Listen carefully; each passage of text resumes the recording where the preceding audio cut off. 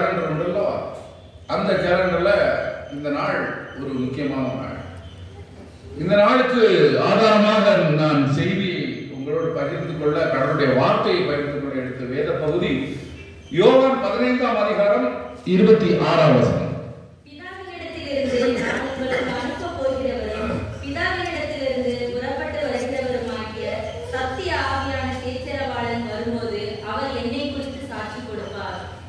தலைவணங்கி ஜெபம் செய்வோம்.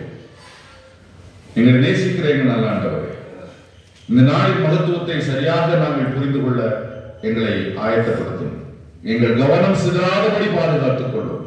இயேசுவின் நாமத்திலே கேட்கிறோம் எங்கள் ஜெபம் கேளும் நல்ல பிதாவே, ஆமென். இந்த நாளை எப்படி சொல்கிறார்கள் என்றால், பெந்தேகோஸ்தே பண்டிகை நாள். நம்முடைய ஆரம்ப வாக்கியத்திலையும் அப்படிதான் சொன்னோம்.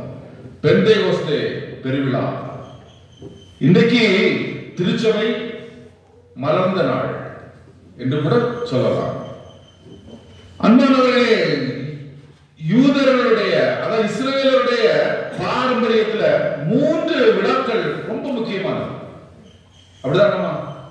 பஸ்கா பண்டிகை, பெந்தேகோஸ்தே பண்டிகை, கூடார பண்டிகை. பஸ்கா பண்டிகை பார்லியை மையமாக வைத்து, எல்லாமே வேளாண்மை தொழிலை மையமாக வைத்துதான். இது பெந்தேகோஸ்தே பண்டிகை கோதுமை மையமாக வைத்து, கோதுமை மணிகள் எல்லாம் ஒரு இடத்துல குவிவது போல ஆண்டவருக்கு நன்றி செலுத்துகிற ஒரு நாளாக இந்த நாளை பார்த்தார்கள். கூடார பண்டிகையும் அப்படித்தான் வேளாண்மையை மையமாக வைத்ததை அவர்கள் பண்டிகை நாட்களை நிர்மாணித்தார்கள். அன்பானவர்களே, இந்த நாள் அவர்கள் எருசலேமிலே கூடி வந்த போது ஆவியானவர் அவர்களுக்கு அருளப்பட்டார். பெந்தேகோஸ்தே அந்த வார்த்தை, அதனுடைய பொருள் உங்களுக்கு தெரியும் தானே? என்னது? பெண்டானா கிரேக்க வார்த்தை, பெண்டா 50. பெந்தேகோஸ்ட் 50ஆவது நாள். அதனுடைய பொருள், இத வாரங்களின் பண்டிகைன்னு சொல்லுவாங்க. 49 7 49 பிளஸ் 1 50ஆவது நாள். இந்த 50ஆவது நாளிலே அவர்களுக்கு ஆவியானவர் அருளப்பட்டார். ஆண்டவர் சொல்றாருல்ல, நான் போய் உங்களுக்கு ஆவியானவரை அனுப்புவேன், ஆவியானவரை அனுப்புவேன், சகல சத்தியத்திற்குள்ளும் உங்களை அவர் நடத்துவார். ஆவியானவர் யாரு? பிதா, குமாரன், பரிசுத்த ஆவியானவர். அப்போ திருத்துவத்திலே 3வது நாள். சரிதானா? திருத்துவத்திலே 3வது நாள். மார்ட்டின் லூத்தர் அதுக்கு விளக்கம் கொடுத்திருக்கிறார். ஆவியான் பரிசுத்த ஆவியானவரின் வேலை என்ன? என் சொந்த புத்தியினால் சக்தியினாலும் கர்த்தராகிய இயேசு கிறிஸ்துவை அண்டி வாழ எனக்கு இயலாது என்பதை உணர்ந்து பரிசுத்த ஆவியானவர் என்னை வரவழைத்து பிரகாசித்து ஒளியூட்டி விளக்கம் கொடுத்திருக்கிறார். பரிசுத்த ஆவியானவர் நம்மளை பரிசுத்தப்படுத்தி கடவுளுக்குள்ளாக நடத்துகிற வேலையை அவர் செய்யார். கிறிஸ்து அவருக்கு office of the Trinity God, office of the catechism, catechism படிக்கணும்னு சொல்லுவாங்க. பாரம்பரியத்துல நம்மளுடைய லுத்தரன் பாரம்பரியத்துல கேட்டகிசம் கோர்ஸ் 1 வருஷம் படிப்பு இருக்கு.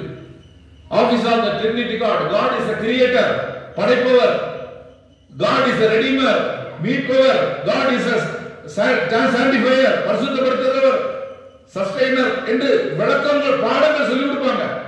அதெல்லாம் படிச்சாதான் லுத்தரன் மிஷன் பள்ளிக்கூடத்துல வேலை.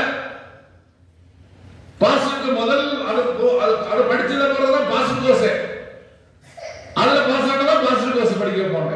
Catechism course, catechism Martin Luther எழுதினார். அதுல இந்த பரிசுத்த எல்லா வேலை office of the Trinity God எல்லாம் தெளிவா சொல்லப்பட்டிருக்கு. அன்பானவர்களே, பரிசுத்த ஆவியானவர் அருளப்படுகிற நாள். இங்கே நெல்மணிகள் எல்லாம் குவிஞ்சிருக்கிற இடத்துல ஒரு எப்படி இருக்கும், அந்த மாதிரி பல தரப்பட்ட மக்கள், பல மொழி பேசக்கூடிய மக்கள் எல்லாரும் சேர்ந்து இருக்கும் போது சடிதியா எப்படி வருதான், காற்று இறங்கி வருதான். பிரியமானவர்களே, இதை உருவகப்படுத்தி கம்பேர் பண்ணி மோசே சீனாய் மலையில கொடுத்த அந்த உடன்படிக்கையை நினைவுபடுத்தி பேசுவது உண்டு. இந்த காற்று யாகவே குறிக்கக்கூடியது. இந்த காற்று ஆண்டவர் நிகதமிட்ட சொல்வார்ல, ஆவியானவர் பற்றி விளக்கம் கொடுக்கும் போது, காற்று எந்த திசையிலிருந்து வருது, எந்த திசையில போகுது உனக்கு தெரியுமா அப்படின்னு கேட்பார். அப்படிதானா? யோவான் 3ல இருக்கு. நிக்கதேமு மறந்துடக்கூடாது. ஒரு பேரை சொல்லும் போதே ரெடி ஆயிடணும். அப்போ காற்று, அந்த பேரிடி, இந்த முழக்கம், இது எல்லாம் யாவேவை சம்பந்தப்படுத்துகிற ஒரு காட்சியாக இங்கு சொல்லப்படுகிறது. பரிசுத்த ஆவியானவர் வரும்போது, தேற்றரவாளன் வரும்போது நம்மை சத்தியத்திற்குள் நடத்துவார். பிரியமானவர்களே, நீங்க நினைச்சு நான் நினைச்சு ஆண்டவருக்கு பிரியமான பிள்ளையா நடக்கவே முடியாது. We are not supposed to satisfy our Lord Almighty without the help of the Holy Spirit. அவர் இல்லாம நம்ம முடியாது, ஒன்றும் செய்ய முடியாது. காலையில தூங்கினா நமக்கு சந்தோஷமா இருந்திருக்கும்னு தோணும். உங்களை கூட்டிட்டு வந்த யார் தெரியுமா? ஆவியானவர், பரிசுத்த ஆவியானவர். சாதாரணமா நம்ம ஃப்ரெஷ் இஸ் வீக், நம்ம தூங்கணும்னா தோணும். ஆவியானவர் உணர்த்துவார், கோயிலுக்கு போகணும்டா, நீ ஆண்டவருடைய பிள்ளை இல்ல, கோயிலுக்கு போகணும், போகாம இருக்க கூடாது. ஆவியானவர் உங்களை உணர்த்துகிறார், நடத்துகிறார். சகல சத்தியத்திற்குள் நடத்துகிற ஆற்றல் உள்ளவர் ஆண்டவர். ஆண்டவர் சொல்கிறார், உங்களை நான் திக்கற்றவர்களாக விடேன், உங்களுக்கு ஆவியானவரை அனுப்புவேன். ஆவியானவருக்கு பேர் என்ன?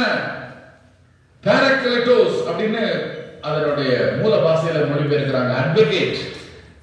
அட்வொகேட்னா யாரு? நமக்காக வழக்காடுபவர், நமக்காக பரிந்து பேசுகிறவர், நமக்காக அக்கறைப்படுகிறவர், நமக்காக ஆலோசனை சொல்லுகிறவர். He is a counselor. நமக்காக பரிசுத்த ஆவியானவரை, சகாயரை, தேற்றரவாளனை, கம்ஃபர்டர், தேற்றரவாளனை நான் உங்களுக்கு தருகிறேன் என்கிறார். தேற்றரவாளன் நம்மை தேற்றுகிறவர் ஆண்டவர் பரிசுத்த ஆவியானவர். சும்மா இல்ல, பரிசுத்த ஆவியானவரை அன்றி ஆண்டவர் இயேசுவை அப்படிதான் கடவுள் என்று அறிக்கையிடவே நம்ம முடியாது. இயேசுவை நம்ம அறிக்கையிடுறோம் சொல்றோம் அப்படின்னா அது தன்னுதானே இல்ல. நீங்க கொரிந்தியர் 12வது அதிகாரம், கொரிந்தியர் 12:2, நீங்கள் அஞ்ஞானிகளாய் இருந்தபோது ஏவப்பட்டபடியே உண்மையான விக்கிரகங்களிடத்தில் மனதை செலுத்தினீர்கள் என்று உங்களுக்கு தெரியுமே. ஆதலால் தேவனுடைய ஆவியினாலே பேசுகிற எவனும் இயேசுவை சபிக்கப்பட்டவர் என்று சொல்ல மாட்டான் என்றும், பரிசுத்த ஆவியினாலே அன்றி இயேசுவை கர்த்தர் என்று ஒருவனும் சொல்லக்கூடாது என்று உங்களுக்கு தெரிவிக்கிறேன். பாருங்க, பரிசுத்த ஆவியிலே அன்றி இயேசுவை கர்த்தர் என்று சொல்லவே முடியாது, சொல்ல முடியாது. அவர்தான் நம்மளை சொல்ல வைக்கிறவர், அவர்தான் நம்மை துதிக்க வைக்கிறவர், பரிசுத்த ஆவியானவர். பரிசுத்த ஆவியானவர் அருளப்பட்ட நாள் இந்த நாள், திருச்சபை பிறந்த நாள் இந்த நாள். புதிய இயக்கமாக, புது ஆற்றலோடு நாம் எழுந்திருக்க வேண்டிய சக்தியை தருகிற ஆண்டவர் தருகிற நாள் இந்த நாள். அப்படிதான் நடந்துச்சு. பாபேல் கோபுரம் கட்டும்போது அப்படிதான் தங்களை மையமாக வைத்து பாபேல் கோபுரம் கட்டினாங்க. ஆதியாகமம் 11ல அங்க அவங்க தங்களே பேர் உண்டாக கேட்டாங்க. அந்த 9ஆம் வசனத்துல என்ன பார்க்கிறோம்? ஆண்டவர் என்னையா தாறுமாறாக்கிட்டார். தாறுமாறா எல்லா இடத்துல பேசினா வந்தவங்க ஒருத்தர் பேசுறது ஒருத்தருக்கு புரியாம தாறுமாறாக்கிட்டார். இங்க பரிசுத்த ஆவியானவர் திருநாமத்திலே கூடுகிறார்கள், பல மொழிகளை பேசுகிறார்கள். ஆனால் அவரவர் மொழி அவரவருக்கு புரியுது. அடுத்தவங்க நீங்க பேசுறீங்க, ஹிந்தி பேசுறீங்க, ஹிந்தி தெரியும், ஹிந்தி பேசுறீங்க, எனக்கு புரியுது என் தாய்மொழியில. பாருங்க, வல்லமையை விளங்க செய்கிற பரிசுத்த ஆவியானவருடைய செயல்பாடு, அவருடைய சக்தி, ஆற்றல், புதிது புது உணர்வோடு நம்மை எழுப்புவதற்கு வருகிறார் பரிசுத்த ஆவியானவர். அருளப்பட்ட நாள். பிரியமானவர்களே, அந்த திருநாளை நாம் கொண்டாடுவோம். பரிசுத்த ஆவியானவருடைய நாள் இந்த நாள். உலர்ந்த எலும்புகள் உயிரடையுமா? நம்ம என்ன சொல்லுவோம்? கண்டிப்பா கிடையாது. நாது காஞ்சவே கிடக்கு, காஞ்சவே கிடக்கு, கண்டிப்பா சான்ஸ் இல்லை ஆண்டவரே, அதுக்கெல்லாம் வாய்ப்பே இல்லை அப்படின்னு சொல்லுவோம். ஆனா அவர் என்ன சொன்னார்? அவர்னா இவரு அது மாதிரி கேட்கிற பாருங்க. யாரு? எசேக்கியேல். எசேக்கியேல் என்ன சொன்னாருமா? என்ன சொன்னாரு? பைபிள் படிப்பேன் மட்டும் தெரியும். ஆண்டவரே தேவரே உமக்கே அது தெரியும். என்கிட்ட கேட்கிறார் ஆண்டவரே, உமக்கு தெரியாதது உண்டா? உமக்கே அது தெரியும் ஆண்டவரே. எப்படி பாருங்க, உலர்ந்த எலும்புகள் உயிரடையுமா? அது உமக்கே தெரியும் ஆண்டவரே. தீர்க்க தரிசனம் சொல்லு, தீர்க்க தரிசனம் சொல்லு. என்ன ஆண்டவரே அப்படின்னு நம்ம கேட்போம். உயிரற்று போய் ஒண்ணுமில்லாம இருக்கு, அது அங்க போய் நான் தீர்க்க தரிசனம் சொல்லு என்ன அப்படிதான் நம்ம சாதாரணமா நினைக்கிட்டோம். அப்படி இல்லை, அப்படியே மாற்றத்தை பார்க்கிறாரு, அப்படியே மாற்றத்தை பார்க்கிறாரு. ஒற்றமில்லை, உயிரற்ற நிலை, உலர்ந்து போய்விட்டது, இனி வெறுமையாகி விட்டது. என்னுடைய விசுவாசம் சரி, என்னுடைய ஆலயம் சரி, என்னுடைய நம்பிக்கை சரி, அப்படி நீங்க நினைப்பீர்களானால் அது உலர்ந்து போகாது, உயிரடையும். அப்படிப்பட்ட ஆற்றல் கொண்ட ஆண்டவர் நம்முடைய பரிசுத்த ஆவியானவர் தந்திருக்கிறார். ஆகவே நீங்க சோர்ந்து போவதில்லை, தேற்றவர் நம்மோடு இருந்து தேற்றுகிறார் என்ற நம்பிக்கையுடன் மாற வேண்டும் என்பதற்காக இந்த பரிசுத்த ஆவியார் திருநாளிலே உங்களோடு பேசுகிறார். தேற்றவாள் வேக்யூம் மைண்ட்ல வராதீங்க, சூரியமாயிட்டு நினைக்காதீங்க, ஒண்ணுமில்ல நினைக்காதீங்க. பூமி வெறுமையாய் ஒன்றுமில்லாம இருந்தது, அதிலிருந்து தான் இந்த பிரபஞ்சத்தையே உருவாக்கினார் ஆண்டவர். சாராளுடைய சரீரம் செத்தது, இனி எனக்கு குழந்தை பேர் உருவாகவே முடியாது என்று நினைத்தார். அந்த சரீரத்திலிருந்து, அந்த கர்ப்பத்திலிருந்து எப்படி எத்தனை பெரிய பரத்த ஜாதியை உருவாக்கி காண்பித்தார் ஆண்டவர். ஒன்றுமில்லை ஆண்டவரே, இரவு பிரயாசப்பட்டோம், ஒன்றுமில்லை. நான் சொல்லுகிற இடத்துல வலையை போடு, வலை கிளிய கிளிய மீனை நீ காண்பாய். ஆண்டவரே, நல்ல நாளிலே ரசம் குறைவுபட்டு போனது ஒன்றுமில்லை ஆண்டவரே. இதோ நான் சொல்லுகிறார், அவர் என்னென்ன சொல்லுகிறாரோ அதன்படி செய்யுங்கள். அங்கே ரசம் சுவை கூடின ரசம் வந்தது. ஆண்டவர் எப்படிப்பட்டவர் என்பதை, what kind of Lord we believe என்பதை நீங்கள் சிந்திக்க வேண்டும் பிரியமானவர்களே. ஆண்டவர் சொல்கிறார், உலர்ந்த எலும்புகள் உயிரடையும். அவநம்பிக்கை எதெல்லாம் மாறும், உங்கள் சோர்வுகள் மாறும். தேற்றவாளனை உங்களுக்கு நான் தருகிறேன். அவர் சகல சத்தியத்திற்குள் உங்களை தேற்றக்கூடியவர். அவர் சாதாரணமாக நீங்க பார்க்காதீங்க. பரிசுத்த ஆவியின் ஆற்றலை குறைத்து மதிப்பிடாதீர்கள். அவர் தெய்வத்துக்கு சமமானவர். பிதா, குமாரன், பரிசுத்த ஆவி ஆழ்த்துவத்திலே அவர் ஒரு பர்சன். அவரை சாதாரணமாக நீங்க நினைக்கிறீங்க. ஆவியானவர் ஆற்றல் உள்ளவர். பிரியமானவர்களே, அவர் நம்மளை பார்க்கிறார். ஆண்டவர் நம்மளை எப்போதும் பார்க்கிறார். அப்படிதான். இப்போ ஒரு கடைக்கு போனீங்கன்னா இங்கே சிசிடிவி கேமரா உங்களை கண்காணிக்கிறது. பல இன்வெஸ்டிகேஷன் எல்லாம் இப்ப கேமரா வச்சுதான் பார்க்கலாம். உருவம் மதிச்சிடும். Easy to catch. இன்வெஸ்டிகேஷன்ல எல்லாம் கேமரா. ஐயா, கேமரால உங்க செயலை தான் பார்க்க முடியும், உங்க எண்ணத்தை பார்க்க முடியுமா? பார்க்க முடியாது. ஆனா ஆவியானவர் என்ன செய்யறாரு? உங்க எண்ணத்தை பார்க்கிறாரு. உங்கள் வாயிலிருந்து வார்த்தை பிறக்கும் முன்னே சங்கீதக்காரர் அப்படியே அரண்டு போய் சொல்றாரு பாருங்க, ஆண்டவரே என்னை நீ ஆராய்ந்து அறிந்திருக்கிறீர். எங்க சொன்னாரு? இன்றைக்கான சங்கீதம் 139 சொல்றாரு. ஆண்டவரே என்னை ஆராய்ந்து அறிந்திருக்கிறீர். நான் உட்கார்றதும் தெரியும், எழுந்திருக்கிறதும் தெரியும். அப்படிதான் படிமா, அதை படிமா. என் உட்கார்தலையும் என் எழுந்திருக்கிறதையும் நீர் அறிந்திருக்கிறீர். என் நினைவுகளை தூரத்தில் இருந்து அறிகிறீர். என் நினைவுகளை தூரத்திலிருந்தே அறிகிறீர்.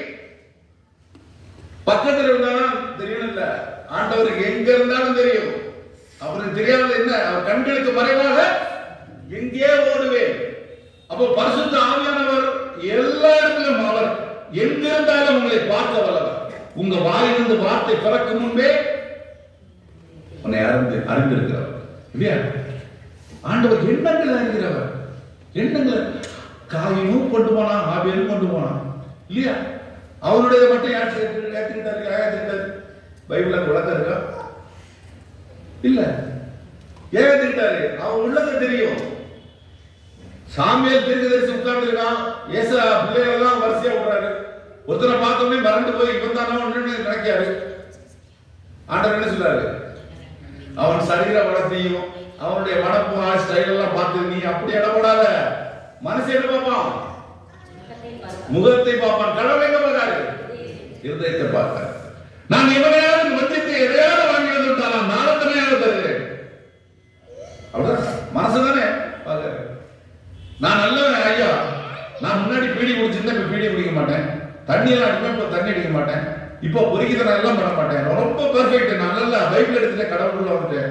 ஏய், உன் உள்ளத்தை கடவுள் பார்த்துட்டு இருக்காருப்பா. உன் மனசுல என்ன இருக்கு? வஞ்சனை இருக்கு. உன் சொந்த சகோதரனை பகைக்கிற, சகோதரியை பகைக்கிற, அடுத்துக்கிட்ட அந்த சிரிச்சு பேச மாட்டேற, ஒரு ஆளை மன்னிக்க மாட்டேற, வைராக்கியம், கோபம், பெருமை இதெல்லாம் வச்சுக்கிட்டு என்ன உனக்கு habitual changes not your salvation. உனக்கு அது ரட்சிப்பு வராது. உள்ள மாறணும். அவுட்வேர்ட் சேஞ்சஸ் உனக்கு மேட்டரே இல்ல. புறம்பான மாற்றங்கள் எல்லாம் கடவுள் பார்க்கிறவர் அல்ல. உள்ளான மாற்றம் வேணும். இவள் 2 பைசா காணிக்கை இவள் தான் அதிகமாய் போட்டாள். அவர் பைசா போடுறதுன்னு பார்த்தாரு. மற்றவங்களும் போட்டாங்க. கடவுள் ஏன் அவரை பார்த்து சொன்னாரு இவள் அதிகமாய் காணிக்கை போட்டாங்க? ஏன் சொன்னாரு? சிம்பிளா தெரியும். அவளோட உள்ளத்தை கடவுளுக்கு தெரியும். அடுத்த நிமிஷத்துக்கு சாப்பாட்டுக்கு இல்ல, அதை தூக்கி கொண்டு போட்டா. மற்றவங்க எல்லாம் எண்ணி வச்சுக்கிட்டு உள்ள வச்சுக்கிட்டு அவன் அப்படி விட்டு போட்டாங்க. அவருக்கு தெரியாதா? அவருக்கு தெரியாதா? நீ முகதாட்சி நீ பார்க்க மாட்டேன்னு ஸ்ட்ரைட் ஃபார்வர்டான ஆளு சொன்னதை தைரியமா சொல்வீரு. உங்க பத்தி எல்லாம் கேள்விப்பட்டிருக்கோம். ஆகவே ராயனுக்கு வரி கொடுக்கிறது நன்மை நல்லதா வேண்டாமா? அவர்கள் மாய்மாலத்தை அறிந்து, அப்படிதானமா? அவர்கள் மாய்மாலத்தை அறிந்து, உங்களுடைய என்னுடைய மாய்மாலம் எல்லாம் கடவுள் முன்னாடி எடுபடாது. உங்க பக்தி மாய்மாலம் இதெல்லாம் கடவுள் முன்னாடி எடுபடாது. உங்க உள்ளம் கரெக்டா இருக்கணும். உங்கள் எண்ணம் கரெக்டா இருக்கணும். என் வாயிலிருந்து வார்த்தை பிறக்கு முன்பே ஆண்டவர் என்னை அறிந்திருக்கிறார். சங்கீதக்காரன் சொல்றான். எனக்கு அந்த சங்கீதத்திலே ரொம்ப பியூட்டிஃபுல்லான வேர்ட் என்ன தெரியுமா? the last அந்த லாஸ்ட் டே ஆண்டவர் அப்படி விழுந்துருவான். எப்படி? 139 சங்கீதம் கடைசி வார்த்தை, வேதனை உண்டாக்கும் வழி என்னிடத்தில் உண்டோ என்று பார்த்து நித்திய வழியிலே என்னை நடத்தும். கடவுளே, ஆண்டவரே, சரிதான் ஆண்டவரே, உம்மை வேதனை உண்டாக்கும் வழி என்னிடத்திலே உண்டோ? அதை பாருங்க ஆண்டவரே. அதை என்னிடத்திலிருந்து மாற்றி என்னை நித்திய நல்ல வழியில நடந்த ஆண்டவரே. ஆண்டவரே, உம்மை வேதனை உண்டாக்கும் வழி எனக்கு வரக்கூடாது. தப்பி தவறுகள் நடந்துடக்கூடாது. எப்படி கன்ஃபர்ஸ் பண்றாரு பாருங்க. தன்னுடைய வீக்னஸ், கடவுளுடைய ஸ்ட்ரென்த் எல்லாத்தையுமே டிஸ்கிரைப் பண்ணி அழகா சொல்லிட்டு கடைசியில சரண்டர் ஆயிடும். உமக்கு வேதனை உண்டாக்கும் வழி இடத்துல உண்டோ? ஆண்டவரே, அந்த வழி மட்டும் எனக்கு வேண்டாம். நான் உங்களுடைய வழியில நடக்கணும், நல்ல வழியில நடக்கணும். ஆவியானவரே என்னை நடக்கும் அப்படின்னு அங்கே தன்னை அர்ப்பணிக்கிறார். பிரியமானவர்களே, ஆவியானவர் நம்ம ஒண்ணு சேர்க்கிறவர். பரிசுத்த ஆவியானவர் நமக்கு கொடுக்கப்பட்ட நாள், திருச்சபை பிறந்த நாள், ஆவியானவருக்கு சாட்சி கொடுக்கிற நாளாக இந்த நாள் இருக்கிறதா? நாம் ஒற்றுமையாக இருக்கிறோமா? இல்ல பாதையில் கோபுரத்தை கட்டப்பட்ட போல சந்தர்ப்பத்தை போல நம்ம சிதறடிக்கப்பட்டிருக்கோமா? பஸ்கா பண்டிகைன்னா, இது பெந்தகோஸ்தே பண்டிகைன்னா சாதாரண பண்டிகை இல்லை. ஒவ்வொரு யூதனும் 12 வயசு நிரம்பின ஒவ்வொரு யூதனும் வந்தாகணும், கட்டாயம் வந்தாகணும். பவுலடிகளார் பணி இன்ஸ்பெக்ட் ஆஃப் ஆல் அவருடைய எல்லா ஊழியத்திற்கு மத்தியிலும் பெந்தகோஸ்தே பண்டிகை போயிருந்து சரியா எபேசுவை கட் பண்ணிட்டு கூட நேர போறோம். எங்க நீங்க அப்போஸ்தலர் நடவடிக்கைகள் 20ஆம் அதிகாரம் 16ஆம் வசனம் சத்தமா படிக்குமா? அப்போஸ்தலர் அதான் நினைக்கிறேன் 20ஆம் அதிகாரம் 16ஆம். பவுல் கூடுமானால் பெந்தகோஸ்தே பண்டிகை நாளிலே எருசலேமில் இருக்க வேண்டும் என்று தீவிரப்பட்டதின் நிமித்தம் தான் ஆசியாவிலே காலம் போகாதபடிக்கு எபேசு பட்டணத்தை கடந்து போக வேண்டும் என்று தீர்மானித்ததினால் மறுநாளிலே பாருங்கம்மா, ஆசியாவில இருந்து எபேசு பட்டணத்துக்கு போகாம ஷார்ட்கட்ல எப்படியாவது எருசலேம் போய் பெந்தகோஸ்தே பண்டிகையை நான் இருந்தறணும். அவர் ஒரு யூதன். எப்படி பாருங்க, அதுக்கு முக்கியத்துவம் கொடுக்கிறார். பெந்தகோஸ்தே பண்டிகை, பெந்தகோஸ்தே திருநாள். இந்த நாள் எவ்வளவு முக்கியமான நாள். சரித்திரம் காட்டுகிறது, ஊழியர்கள் காட்டுகிறார்கள், உணர்ந்து காட்டுகிறார்கள். இது ஒரு பண்டிகை நாள் மட்டுமல்ல, இது ஒரு அனுபவம். போகிற கடமை அல்ல, இது ஒரு அனுபவம். அந்த அனுபவத்தை பெற வேண்டும் பிரயத்தனம் எடுத்துக்கொண்டு போகிறார். இப்போ அந்த பந்தேவச நாளை கடவுள் நமக்கு தந்திருக்கிறார். திருச்சபை பிறந்த நாள். எனக்கு மனசுல ஒரு ஒற்றுமை வரும். எல்லாரும் ஒற்றுமை. நீ யாராவது இருந்துட்டு போ, நீ யாராவது இருந்துட்டு போ. ஆனா உள்ளுக்குள்ள வரும்போது பரமண்டலங்களில் இருக்கிற என்ன எங்கள் பிதாவே, பரமண்டலத்தில் இருக்கிற என் பிதாவே என்று சொல்ல மாட்டோம். எங்கள் பிதாவே. நீங்களும் நானும் சேர்ந்து சொல்றோம். நம்ம எல்லாம் இணைந்து சொல்றோம். நம்ம எல்லாம் ஒற்றுமையா சொல்றோம். நம்ம எல்லாம் கூடி வருகிற கடவுளுடைய நாமத்திலே ஒற்றுமையா கூடி வருகிற இடம். இங்க வந்து நீங்க பிரிவினை பத்தி பேசுனீங்கன்னா வேதனை உண்டாக்கும் வழி அது. யாருக்கு? கடவுளுக்கு வேதனை உண்டாக்கும் வழி. பிரிவினைகளை ஆலயத்தில் பேசக்கூடாது. கோயிலுக்குள்ள வந்தா நம்ம எல்லாரும் ஒரு குடும்பம். ஐயாவுக்கு ஒண்ணுன்னா எனக்கு வலிக்கணும், எனக்கு ஒண்ணுன்னா ஐயாவுக்கு வலிக்கணும். இல்லைன்னா நம்ம கிறிஸ்தவ குடும்பம் இல்ல. கோயிலுக்கு வருவதில் நமக்கு அர்த்தம் இல்லை. ஒரு குடும்பத்தின் பிள்ளைகளாக கடவுள் நம்மை இணைத்திருக்கிறார். நீங்க கண்ணீர் விட்டீங்கன்னா அது எனக்கு புரியணும். நீங்க பேசுறீங்கன்னா அது எனக்கு புரியணும். அப்பதான் நம்ம ஆண்டவருக்கு இருக்கிறோம் அப்படிங்கிறதுக்கு சாட்சி. கடவுள் அப்படி ஒரு நெருக்கத்தை, இன்டிமசி உருவாக்குறார். பரிசுத்த ஆவியானவர் உருவாக்குறார். ஆலயத்தில் உருவாக்குறார். இன்னைக்கு பிரிவினை பத்தி பேசுறாங்க, ஏற்றத்தாழ்வுகளை பத்தி பேசுறாங்க. அப்படிப்பட்ட சபை அல்ல. வேதாகமத்தின் அடிப்படையில் உறக்கமா சொல்லலாம், அது சபை அல்ல. பேதம் இல்லாமல், பாகுபாடு இல்லாமல், ஏற்றத்தாழ்வுகள் இல்லாமல், எந்த விதமான பார்வையும், அதாவது புரியல கலர் போட்டு பார்ப்பாங்கல்ல அந்த பார்வை, அந்த பார்வை இல்லாம பார்க்கிறதா திருச்சபை. ஆண்டவரே, உமக்கு வேதனை உண்டாக்கும் வழிகள் என்னிடத்திலே உண்டோ? அப்படிப்பட்ட பார்வையை எனக்கு இருக்கக்கூடாது. நீர் பார்க்கிறீர், நீர் என்னை ஆராய்ந்து அறிகிறீர். அப்படிதான் சொல்றாரு முதல் வசனத்திலே, நீர் என்னை ஆராய்ந்து அறிகிறீர். இல்லையா? அறிந்தவர் கடவுள். அறிந்தவர் கடவுள் சாதாரணமாக இல்லை. யாரும் அறியாத என்னை நன்றாய் அறிந்து தேடி வந்த நல்ல மேய்ப்பரே. யாரும் அறியாத என்னை நன்றாய் அறிந்து தேடி வந்த நல்ல நேசரே. உம்மழகான கண்கள் என்னை கண்டதாலே முடிந்ததென்று நினைத்தனால் உயிர் வாழ்கின்றேன். எல்லாருக்கும் பார்வையில ஒளிஞ்சிட்டா, அவ போயிட்டா, அவன் காரியம் முடிஞ்சு அப்படின்னு நினைக்கிறாங்க. வேக்கம் உலர்ந்த எலும்புகளா பார்க்கிறாங்க. நான் ஒன்றுமில்லை என்று நினைக்கிறாங்க. நீர் இன்றைக்கு எனக்கு சொன்னீரே ஆறுதலான வார்த்தை, உயிரடையும், அது வீழ்வாது உயிரடையும் என்று நம்பிக்கை ஊட்டினீரே. அந்த நம்பிக்கை போதும். யார் நான் உதவாதவன் என்று இந்த உலகம் எடுத்தாலும், என் குடும்பம் எடுத்தாலும், ஆண்டவரே நீர் வாரி அடக்கி இருக்கிறீர் என்பதை நான் நினைக்கும் போது எவ்வளவு ஆறுதல். நமக்கு கவுன்சிலர், கம்ஃபர்டர், நமக்கு சாயர், தேற்றவாளர், துணையாளர் ஆண்டவர் இருக்கிறார். நமக்கு இயேசு நம்மளை திக்கற்றவர்களாக விடலை. அவர் சொன்னாரு, நான் உங்களை திக்கற்றவர்களாக விட மாட்டேன், நான் தேற்றவாளர் அனுப்புவேன். அப்படி அனுப்பியிருக்கிறார்.